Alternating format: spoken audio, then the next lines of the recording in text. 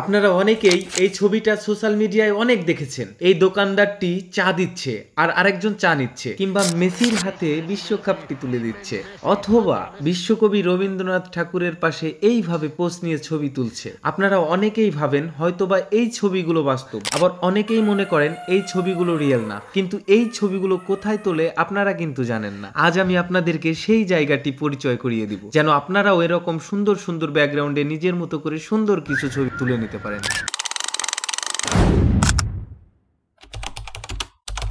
প্রথমে ঢুকেই বাংলার বুকে যাদের ভূমিকা সব থেকে বেশি তাদের হাতিয়ার হাতে তুলে নিলাম। তারপর যুদ্ধ বিমান থেকে কিংবা সরাসরি যুদ্ধের ময়দানে সেনা সদস্যদের কভারে বসে রইলাম, কিংবা সেই বহু বছর আগের গরু গাড়ি ঠেলছিলাম, অথবা পদ্মবিলে নৌকার পাশে, অথবা মেয়েদের কাজ ছেলেরা করলে যা হয় আর কি। এখন আমি চাঁদের দেশে, যেখানে চাঁদের মাটিতে গাড়িতে ভ্রমণ করছি, আবার জীবনের ঝুঁকি নিয়েও ঝর্ণার গায়ে মিশে যাচ্ছি, অথবা আমার সম্পূর্ণ শক্তি দিয়ে জাপানের বুলেট ট্রেনও থামিয়ে দিচ্ছি। হায় হায়, স্বর্ণের মুদ্রা চাইলেই বস্তা নিয়ে ভরে নিয়ে আসতেও পারবেন। আরে ক্যাপ্টেন জ্যাক স্প্যারো আমার সব মুদ্রা নিয়ে নিল। কিংবা ধরেন যে পিছে একটা দত্ত, সামনে একটা চেয়ারে সিংহাসনের মধ্যে এইভাবে বসে হাসতেছে।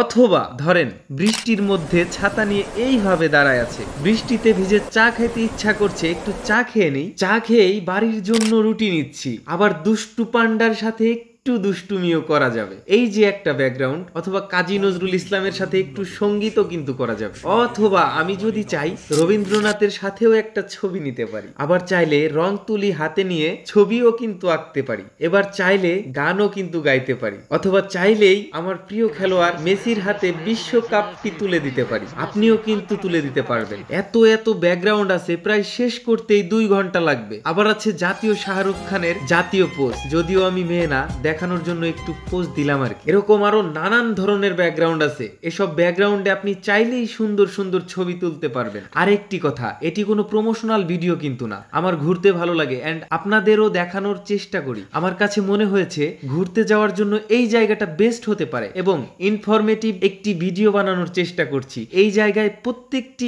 আর্ট কিন্তু একদম ক্রিয়েটিভ আর্ট, আর প্রত্যেকটি আর্ট কিন্তু চাইলেই আপনি ক্রিয়েটিভ ছবি তুলে সোশ্যাল মিডিয়ায় সুন্দর পোস্ট করতে পারবেন। আর যারা ছবি তুলতে পছন্দ করেন তাদের জন্য কিন্তু এই জায়গাটি বেস্ট হতে পারে। এখানে আরেকটি প্লেস আছে যেখানে ঢুকে আমি পুরা আবোল তাবোল হয়ে গেছিলাম। 3D মিরর, যেখানে গেলে আপনার মাথা আবোল তাবোল হয়ে যেতে পারে। এখন আসেন, কোথায় এই জায়গা? এটি বিজয় সরণির মেট্রো রেল, সেটির পাশেই মিলিটারি মিউজিয়ামের সাথেই 3D আর্ট গ্যালারি। এবার টিকেট, এই 3D আর্ট গ্যালারিতে ঢুকতে আপনাকে দিতে হবে জনপ্রতি 200 টাকা, যা একটু বেশি মনে হয়েছে আমার কাছে। 100 টাকা হলে ভালো হতো। আবার 3D মিররের জন্য আলাদা করে দিতে হবে জনপ্রতি 100 টাকা, আলাদা না করে সর্বমোট 200 টাকা করলে আমার মনে হয় ভালো হতো। যাই হোক, ভিডিওটি আপনাদের কেমন লাগলো, কে কোথা থেকে দেখছেন কমেন্ট করে জানাবেন। আমাকে নতুন দেখে থাকলে অবশ্যই ইউটিউব, ফেসবুক, টিকটকে সুন্দর সুন্দর ভিডিও দেখতে লাইক, ফলো দিয়ে সাথেই থাকবেন। Thank you so much.